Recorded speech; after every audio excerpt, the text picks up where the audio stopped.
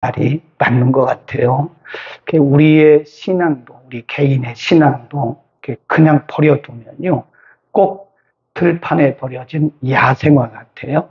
같은 꽃이라도 잘 다듬으면 굉장히 값진 그런 꽃이 되는데, 그냥 버려두면 야생화가 됩니다. 별로 값이 안 나가요. 우리 인격도 다듬어야 돼요. 가면 갈수록 느끼는 것이 이 신앙 인격이 매우 중요하다.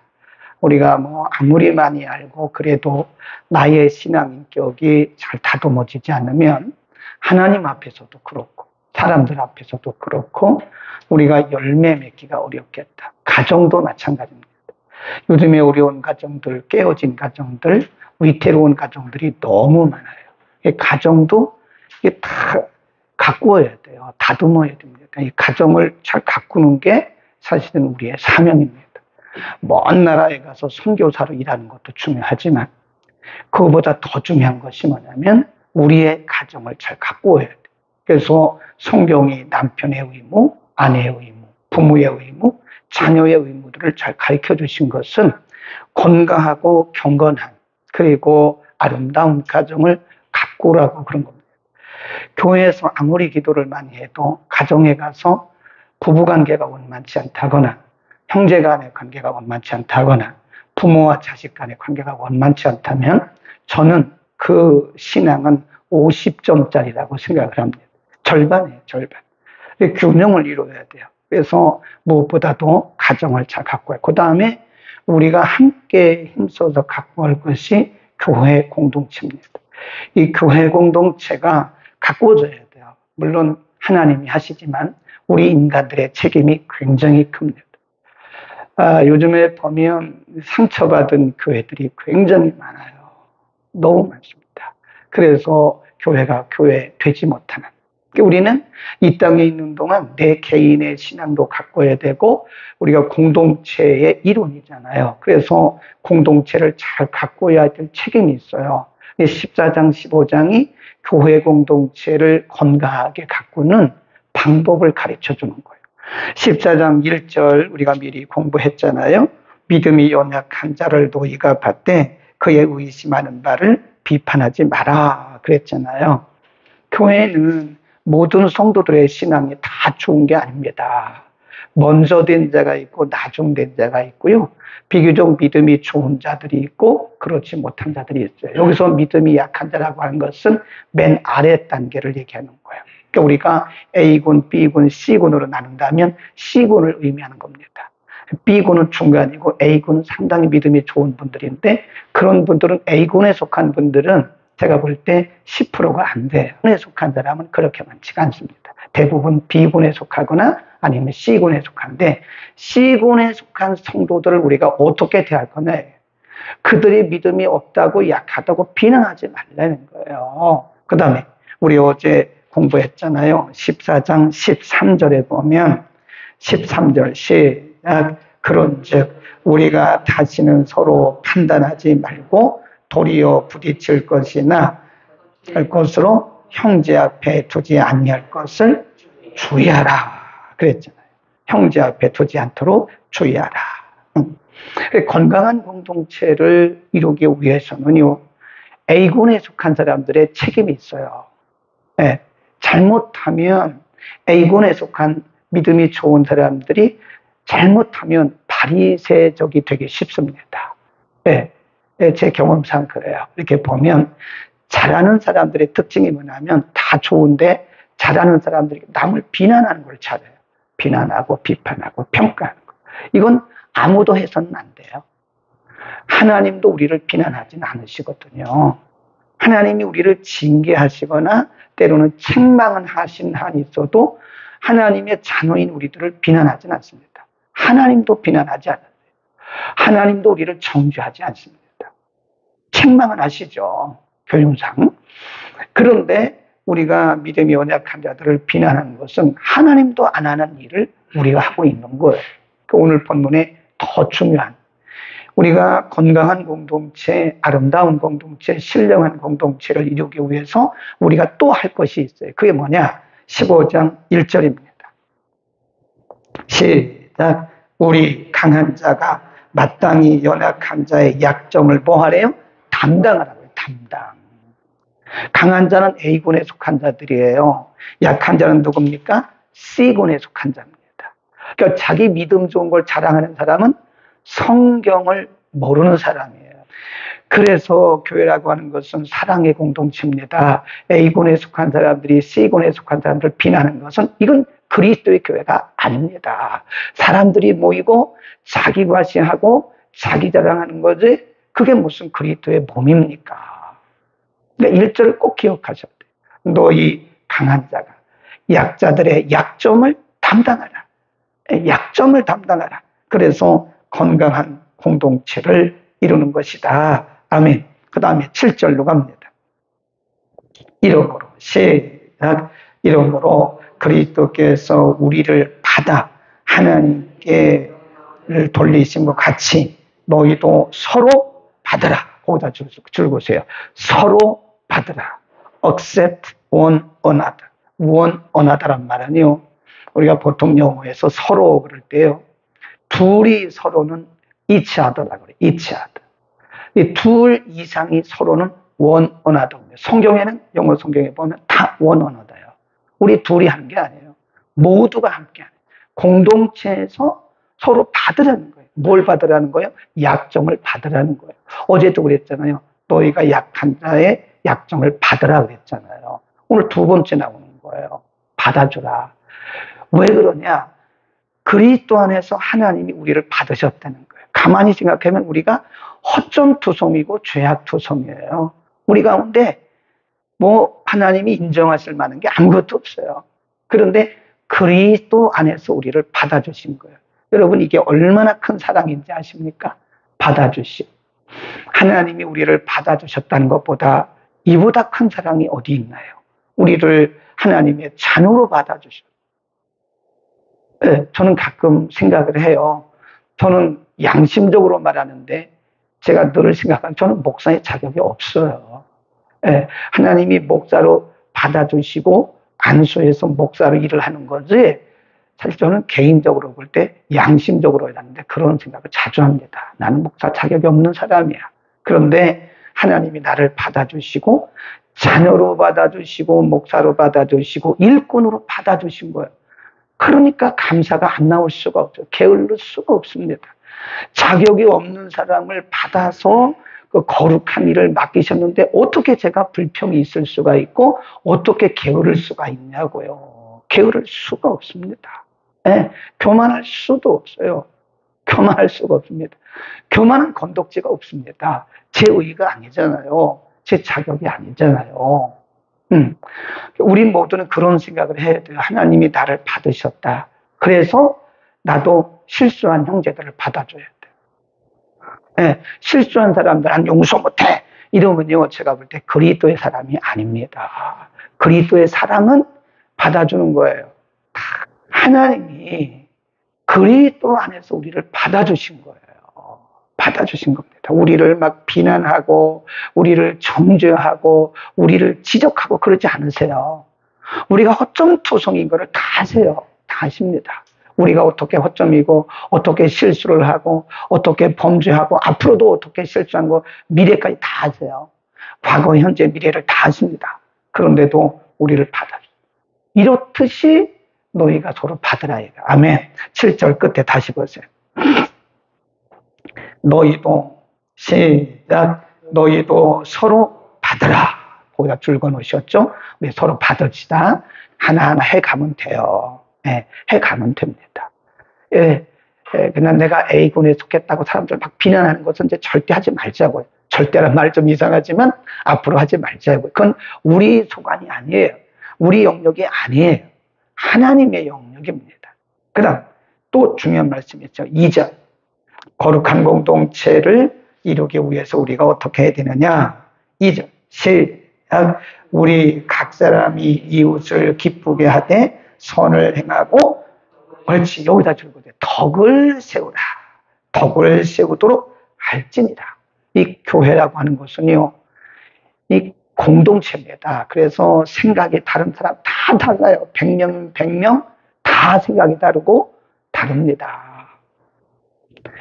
그래서 이 생각이 다르고 또 가치관이 다르고 목표가 다르고 신앙의 수준이 다른 우리가 다 어떻게 해야 되느냐, 서로 받아줘야 되고 그 다음에 서로 덕을 세워요. 덕을 세운다는 말은 공동체의 유익을 세운다 그런 뜻이에요. 공동체의 유익, 다른 사람의 유익. 2절 보세요. 다시 우리 각 사람이 누구를 기쁘게 하래요? 이웃을. 나를 기쁘게 하지 말고 이웃을 기쁘게 하라. 이웃을. 그러니까 우리가 말을 할 때도요, 내가 이 말을 해서 상대방이 기쁠까? 유익이 될까? 생각을 해야 돼요. 그냥 우리는 무조건 그냥 질러놓고 봐요. 그냥 무조건 해놓고, 아, 미안해. 미안해라고 말을 했지만 이미 상처를 받았어요. 이게 우리는 말하는 거를 저부터 배워야 된다니까요. 성질들이 급하니까 일단 말해놓고 봐요. 내 실수했구나. 아, 죄송해요. 물론 그것만도 다행이죠. 그 말도 안 하는 사람도 있어요. 미안하다, 죄송하다. 이 말이 사실 여러분 우리 사회를 얼마나 부드럽게 하는지 아세요? 예, 고, 미, 수. 예, 고맙습니다. 수고하셨습니다. 사랑합니다. 이런 거, 미안합니다. 이런 말이 사실 우리 관계를 부드럽게 하는 윤활유예요. 근데 우리는 이상하게 그런 말을 잘 안 하려고 하더라고요. 예, 고맙습니다. 미안합니다. 죄송합니다. 다시 잘하겠습니다. 이런 말을 하면 얼마나 좋아요. 근데 잘 안 하려고 그래요. 예, 윤활유에 그런 것들이 그것만 해도 다행인데 그걸 잘 안 한다는 거예요. 또 우리는 덕을 세우는 말, 우리의 행동이 덕이 돼야 돼요. 한번 봅시다. 그래서 고린도전서 14장 26절에 교회 안에서 방언하는 게 중요한 게 아니라는 거예요. 은사를 행하는 게 중요한 게 아니라는 거예요. 능력을 행하는 게 중요한 게 아니라는 거예요. 고린도전서 14장 26절. 굉장히 중요한 말씀을 합니다. 고린도전서 14장 26절. 그런즉 시작. 그런즉 형제들아 어찌할꼬 너희가 모일 때에 각각 찬송시도 있으며 가르치는 말씀도 있으며 계시도 있으며 방언도 있으며 통역도 있나니 모든 것을 뭐라 그래? 덕을 세우기 위해서 해라. 아멘. 너무 중요한 말씀. 내가 아무리 천사 같은 방언을 해도 다른 지체들의 덕이 안 되면 그건 아닌 거예요. 내가 능력을 행하고 귀신을 쫓고 이것도 덕이 되지 않으면 아닌 거예요. 네, 어제 우리 공부했잖아요. 우리의 그 선한 것이 사람들에게 비방을 받으면 안 된다니까요. 그러니까 우리가 하는 말이 맞아요. 내가 하는 생각이 맞다니까요. 근데 그게 덕이 돼야 된다. 덕이. 아, 이게 맞는 말인데 왜 그러냐고 억울하다고 그 생각하지 말고 그게 사람들에게 덕이 돼요. 덕이 되지 않으면 그것은 비방거리예요. 다른 사람들에게. 그게 공동체에서 우리 서로 덕을 세워야 돼요. 우리가 서로 덕을 세워 나가느라면 우리는 정말 신령한 공동체를 만들 수 있어요. 네. 꼭 우리는 기억하시기를 바랍니다. 우리가 모일 때 각각 찬송시도 있고 말씀도 있고 계시도 있고 통역함도 있고 방언도 있지만 이 모든 것을 덕을 세우기 위해서 하라 그랬어요.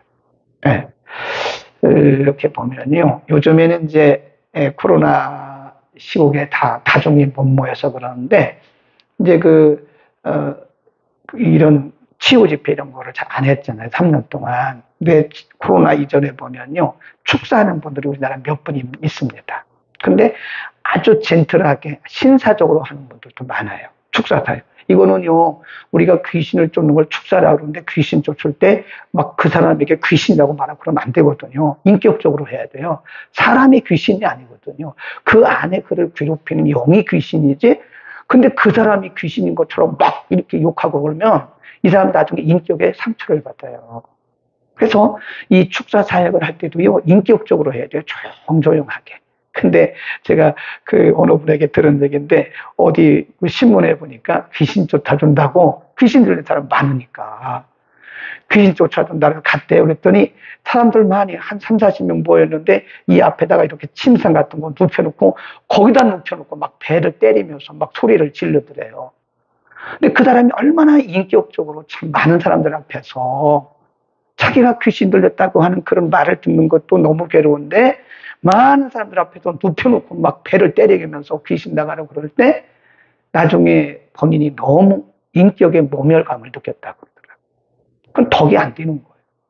제가 그래서 이제 나이가 조금 들다 보니까 이제는 리더 그룹에 속해 있잖아요. 그래서 제가 거의 은사 사역하는 분들에게 꼭 얘기합니다. 인격적으로 하라고. 인격, 반드시 예의를 갖추라. 어제 그랬잖아요. 제가 예수님도 예의를 갖춰요. 예수님도 말할 때 예의를 갖춰서 말씀하시더라고요. 네, 저도 나중에 보니까 그런 거구나. 우리가 너무 무례하게 살았다. 목사님 저도 너무 무례하게 사는 것 같아요. 그래서 예의를 갖추는 게 진짜 멋있는 크리스찬이구나. 말하는 것도 예의를 갖추고 행동하는 것도 예의를 갖추고 심지어는 불신자들에게조차 우리는 예의를 갖춰야 돼요. 아브라함이 그랬잖아요. 아브라함이 자기 아내의 매장지를 구하면서 불신자에게까지 예의를 갖추잖아요. 근데 우리는 그렇게 안 하거든요. 불신자들에게는 막 말하거든요. 얼마나 무례한, 덕이 되지 않은 거예요, 그게. 우리는 덕스럽지 못한 삶을 살면서 내가 믿음이 좋다고 말했던 경우가 저를 포함해서 많았던 거예요. 나이가 들어서 뒤돌아 보니까 내가 너무 무례했구나. 그런 생각에 저 자신을 봐도 내가 너무 무례한 면이 많았구나 하는 생각을 해요. 나이가 들으니까. 네, 그런 생각이 젊을 때는 몰랐죠. 그게 옳다고 생각했던 거예요. 옳다고 생각하고 이거 객관적으로 맞는 얘기다. 근데 아무리 옳고 맞는 얘기라도요. 상대방이 덕이 되지 않으면 그건 아닌 거예요. 그래서 항상 내 입장에서 말하지 말고 내 입장에서 생각하지 말고 상대방의 입장에서 항상 우리 예의를 갖춥시다. 저는 요즘에 예의를 갖추려고 애를 먹습니다. 애를 먹어요. 누구에게나 예의를 갖추려고 합니다. 심지어는 이 어린 아이들에게까지도 예의를 갖추려고 애를 쓰고 있는데 뭐 금방 되지는 않더라고요. 우리가 살아온 그런 습관이 있기 때문에 말하는 거나 행동하는 것들도 아주 예의 있게. 그게 덕을 세우는 거예요. 그 볼 때, 믿는 사람 다르구나. 목사는 다르구나. 장로님은 다르구나. 권사님은 다르구나. 그래야죠. 네. 아멘. 기도하겠습니다. 그러신 우리 아버지, 우리 인격도 잘 가꿔야 되고, 우리 인생도 가꿔야 되고, 가정도 아름답게 가꿔야 되고, 무엇보다 교회 공동체는 우리가 서로 힘을 합하여 아름답고 경건하고 건강한 공동체를 가꿔야 됩니다. 하나님, 먼저 된 자들은 나중된 자들의 약점을 담당하고 비난하거나 책망하거나 비판하지 말라고 말씀하셨는데 우리는 비난하고 비판하고 책망하는 것을 일삼아왔습니다. 무례하게도 그랬던 것들을 용서하여 주옵소서. 우리가 믿음이 좋은 것처럼 믿음이 연약한 자들을 비난했다면 우리는 하나님의 말씀을 벗어난 자들입니다. 이웃을 기쁘게 하고 서로 덕을 세우는 일에 힘쓰라고 말씀하신 주님, 강한 자가 약한 자의 약점을 담당하라고 말씀하신 주님, 매우 어려운 덕목이지만 우리가 하나하나 지켜가면서 하나님이 기뻐하시는 거룩하고 건강한 믿음의 공동체를 이루어가게 하옵소서. 오늘도 우리의 언행심사가 예의 바르게 하시고 우리의 언행심사가 모든 사람들에게 덕이 되게 하소서. 우리의 삶으로 드리는 예배를 통하여 더 많은 사람들에게 복음이 증거되게 하옵소서. 예수 그리스도의 이름으로 기도드립니다. 아멘.